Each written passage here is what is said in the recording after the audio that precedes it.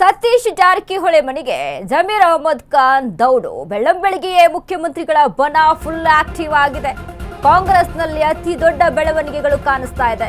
ಸತೀಶ್ ಜಾರಕಿಹೊಳಿ ಮನೆಗೆ ಜಮೀರ್ ಅಹಮದ್ ಖಾನ್ ದೌಡು. ಬೆಳ್ಳಂಬೆಳಗ್ಗೆಯೇ ಮುಖ್ಯಮಂತ್ರಿಗಳ ಬಣ ಫುಲ್ ಆಕ್ಟಿವ್. ಸತೀಶ್ ಜಾರಕಿಹೊಳಿ ಜೊತೆ ಸಚಿವ ಜಮೀರ್ ಬಿಗ್ ಸಭೆ. ನಸೀರ್ ಜಬ್ಬಾರ್ ವಿರುದ್ಧದ ಕ್ರಮಕ್ಕೆ ಸಮುದಾಯ ಸಿಟ್ಟು. ನಿನ್ನೆ ಮಿನಿಸ್ಟರ್ ಜಮೀರ್ ಪರವು ಸಮುದಾಯದ ಪ್ರಮುಖರ ಬ್ಯಾಟ್. ಅಗತ್ಯ ಬಿದ್ದರೆ ಕಾಂಗ್ರೆಸ್ಗೆ ತಲಾಕ್ ಅಂತಿರುವ ಮುಸ್ಲಿಮರು. ಈ ಹಿನ್ನೆಲೆಯಲ್ಲಿ ಮಹತ್ವ ಪಡೆದ ಜಮೀರ್ ಮತ್ತು ಸತೀಶ್ ಸಭೆ. ಮುಸ್ಲಿಂ ಮುಖಂಡರ ರೆಬಲ್ ಪಾಲಿಟಿಕ್ಸ್ ಹಿಂದೆ ಜಮೀರ್ ಇದ್ದಾರಾ? ಜಮೀರ್ ಪರವಾಗಿ ಸಿಡಿದೆದ್ದಿರುವ ಮುಸ್ಲಿಂ ಸಮುದಾಯ. ಇದು ಹೈಕಮಾಂಡ್ ಮೇಲೆ ಒತ್ತಡ ಹಾಕಿಸುವ ತಂತ್ರನ? ಹಾಗಾದ್ರೆ ಪ್ರೆಷರ್ ಪಾಲಿಟಿಕ್ಸ್ ಹಿಂದೆ ಇದೆಯಾ? Zameer master mind. ಮುಂದಿನ ಕ್ರಮಗಳ ಬಗ್ಗೆ ಚರ್ಚಿಸಲು ಸತೀಶ್ ಹತ್ರ ಬಂದ್ರ ಜಮೀರ್. ಬೆಳ್ಳಂಬೆಳಗ್ಗೆನೆ ಕಾಂಗ್ರೆಸ್ ಪಾಳ್ಯದಲ್ಲಿ ರಾಜ್ಯ ರಾಜಕಾರಣದಲ್ಲಿ ಒಂದು ಬೆಳವಣಿಗೆ. ಸತೀಶ್ ಜಾರಕಿಹೊಳಿ ಮತ್ತು ಜಮೀರ್ ಅಹಮದ್ ಖಾನ್ ಮೀಟಿಂಗ್. ಈ ಸಂದರ್ಭದಲ್ಲಿ ಈ ಸಿಚುವೇಶನ್ ನಲ್ಲಿ ಈ ಒಂದು ಮೀಟಿಂಗ್ ತುಂಬಾ ದೊಡ್ಡ ಚರ್ಚೆಯನ್ನ ಹುಟ್ಟಿ ಆಗ್ತಾ ಇದೆ. ಯಾವ ಕಾರಣಕ್ಕೆ ಮೀಟಿಂಗ್ ಅನ್ನ ನಡೆಸ್ತಾ ಇದ್ದಾರೆ ಸತೀಶ್ ಜಾರಕಿಹೊಳಿ ಹಾಗೂ ಜಮೀರ್ ಅಹಮದ್ ಖಾನ್? ಈಗಾಗಲೇ ಸಂಪುಟ ಸಭೆ ನಡೆದಂತ ಸಂದರ್ಭದಲ್ಲೂ ಕೂಡ ಜಮೀರ್ ಅಹಮದ್ ಖಾನ್ ಪರ ಬ್ಯಾಟ್ ಬೀಸ್ತಾರೆ ಸತೀಶ್ ಜಾರಕಿಹೊಳಿ. ಅಂದ್ರೆ ಇವೆಲ್ಲರೂ ಸಿದ್ದರಾಮಯ್ಯ ಬಣ. ಸತೀಶ್ ಜಾರಕಿಹೊಳಿ, ಜಮೀರ್ ಅಹಮದ್ ಖಾನ್, ಜಬ್ಬಾರು ಹೌದು, ನಾಸೀರು ಹೌದು. ಬಟ್ ಅವರಿಬ್ಬರ ತಲೆದಂಡ ಉಚ್ಚಾಟನೆ ಏನಿದೆಯಲ್ಲ, ಉಚ್ಚಾಟನೆ ಮುಸ್ಲಿಂ ಸಮುದಾಯದಲ್ಲಿ ಜಮೀರ್ ಅಹಮದ್ ಖಾನ್ಗೆ ಎಲ್ರಿಗೂ ಸಹಿತ ಒಂದು ದೊಡ್ಡ ಬೇಸರ, ಅದ್ರ ಜೊತೆಗೆ ಆಕ್ರೋಶಕ್ಕೆ ಒಳಗಾಗಿದ್ದಾರೆ.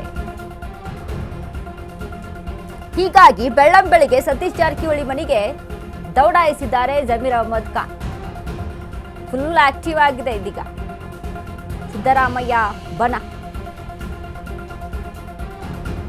ಅತಿ ದೊಡ್ಡ ಬೆಳವಣಿಗೆಗಳು ದಾವಣಗೆರೆ ದಂಗಲ್ ಆದ ಮೇಲೆ ಅತಿ ದೊಡ್ಡ ಬೆಳವಣಿಗೆಗಳು ಕಾಣಿಸ್ತಾ ಇದ್ದಾವೆ ಕಾಂಗ್ರೆಸ್ ಪಕ್ಷದಲ್ಲಿ. ಯಾರು ಊಹೆನೇ ಮಾಡಿರಲಿಲ್ಲ ಅಂಥ ಬೆಳವಣಿಗೆಗಳು. ತರಾತುರಿಯಲ್ಲಿ ಕಾಂಗ್ರೆಸ್ ಯಾವುದನ್ನು ಯೋಚಿಸದೆ ಒಂದು ನೋಟಿಸು ಸಹಿತ ಕೊಟ್ಟಿಲ್ಲ. ನೋಟಿಸ್ ಹೋಗ್ಲಿ, ಕರೆಸಿ ಮಾತನಾಡುವಂಥ ಪ್ರಯತ್ನವನ್ನು ಮಾಡಲಿಲ್ಲ. ದಿಢೀರಂತ ಉಚ್ಚಾಟನೆ ಮಾಡುತ್ತೆ ಇಬ್ಬರು ಮುಖಂಡರನ್ನ, ಅಬ್ದುಲ್ ಜಬ್ಬಾರ್ ಮತ್ತು ನಸೀರ್ನನ್ನ. ಇದು ಮುಸ್ಲಿಂ ಸಮುದಾಯಕ್ಕೆ ಬೇಸರ ತಂದಿದೆ. ಅದ್ರ ಜೊತೆಗೆ ಜಮೀರ್ ಅಹಮದ್ ಖಾನ್ ಸಹಿತ. ಈಗ ಏನು ಮುಸ್ಲಿಂ ಸಮುದಾಯ ಸಿಡಿದೆದ್ದಿದೆಯಲ್ಲ, ಇದ್ರ ಹಿಂದೆ ಜಮೀರ್ ಅಹಮದ್ ಖಾನ್ ಕೈವಾಡ ಇದೆಯಾ ಅಂತ ನೋಡೋದಾದ್ರೆ ಇದ್ದೇ ಇರುತ್ತೆ. ಯಾಕೆ ಅಂತ ನೋಡಿದ್ರೆ, ರಾಜಕೀಯವಾಗಿ ನಾವು ಗಮನಿಸ್ತಾ ಹೋದ್ರೆ ಹೈಕಮಾಂಡ್ಗೆ ನಮ್ಮ ಬಲ ಎಷ್ಟಿದೆ, ನಮ್ಮ ಶಕ್ತಿ ಎಷ್ಟಿದೆ, ನಾವು ಏನೆಲ್ಲ ಮಾಡ್ಬೋದು ಇದನ್ನೆಲ್ಲ ತೋರಿಸ್ಕೊಡ್ಬೇಕು. ಈಗಾಗಲೇ ಉಚ್ಚಾಟನೆಯನ್ನು ವಾಪಸ್ ತೆಗೆದುಕೊಳ್ಳಿ ಅನ್ನುವಂಥದ್ದು ಕೂಗು ಕೇಳಿ ಬರ್ತಾ ಇದೆ ಕಾಂಗ್ರೆಸ್ ಪಾಳಯದಲ್ಲಿ, ಅದರಲ್ಲೂ ಅಲ್ಪಸಂಖ್ಯಾತರ ಸಮುದಾಯದಲ್ಲಿ. ಅಲ್ಪಸಂಖ್ಯಾತರ ಸಮುದಾಯ ಹೇಳುತ್ತೆ ಕ್ಲಿಯರ್ ಆಗಿ, ಕಾಂಗ್ರೆಸ್ ನಮಗೆ ದ್ರೋಹ ಮಾಡ್ತಾ ಇದೆ, ಇದು ಹೀಗೆ ಮುಂದುವರೆದ್ರೆ ತಲಾಕ್ ಅಂತ ಹೇಳ್ಬಿಡ್ತೀವಿ, ತ್ರಿವಳಿ ತಲಾಕ್. ಯಾವ್ದು ಹಿಂದೂ ನೋಡೋದಿಲ್ಲ, ಮುಂದೆ ನೋಡೋದಿಲ್ಲ. ಕಾಂಗ್ರೆಸ್ಗೆ ಅಲ್ಪಸಂಖ್ಯಾತ ಸಮುದಾಯ ಹೇಳುವಂಥದ್ದು ನಮ್ಮಿಂದ ಕಾಂಗ್ರೆಸ್ ಪಕ್ಷದಿಂದ ನಾವಲ್ಲ ಅಂತ ಧೈರ್ಯವಾಗಿ ಹೇಳ್ತಾರೆ. ಅವರು ಧೈರ್ಯವಾಗಿ ಮಾತಾಡ್ತಾರೆ.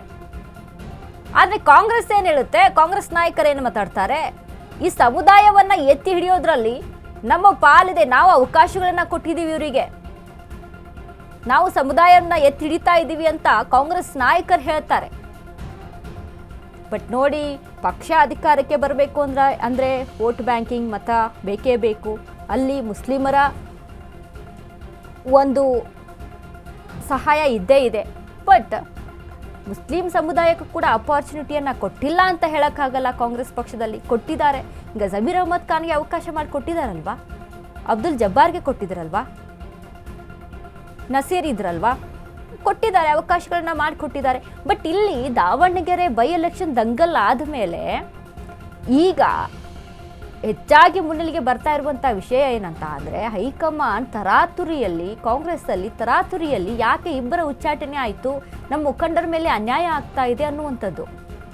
ಹೀಗಾಗಿ ಮುಸ್ಲಿಂ ಸಮುದಾಯದಲ್ಲಿ ಸಾಕಷ್ಟು ಬೇಸರ ಆಗಿದೆ.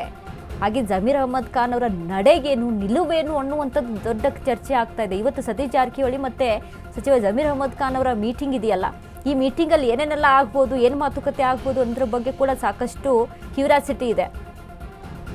ಯಾಕಂದರೆ ಜಮೀರ್ ಅಹ್ಮದ್ ಖಾನ್ ವಿಚಾರಕ್ಕೆ ಸಂಬಂಧಪಟ್ಟಂತೆ ಮತ್ತೊಂದು ವಿಷಯ ಕೇಳಿ ಬರ್ತಾ ಇರುವಂಥದ್ದು, JDSಗೆ ಹೋಗ್ಬಿಡ್ತಾರಾ, ಮತ್ತೆ JDS ಪಕ್ಷವನ್ನು ಸೇರ್ಕೊಂಡು ಬಿಡ್ತಾರಾ, ಜಮೀರೇ ಒಂದು ಹೊಸ ಅವ್ರದ್ದೇ ಆದಂಥ ಸರ್ಕಾರವನ್ನು ನಿರ್ಮಾಣ ಮಾಡ್ಕೊಳ್ಳೋಕ್ಕೆ ಹೊಸ ಒಂದು ಪ್ಲ್ಯಾನನ್ನು ಮಾಡ್ಕೊಂಡಿದ್ದಾರಾ, ಹೀಗೆ ನಾನಾ ಚರ್ಚೆಗಳು ಈ ವಿಚಾರಕ್ಕೆ ಸಂಬಂಧಪಟ್ಟಂತೆ.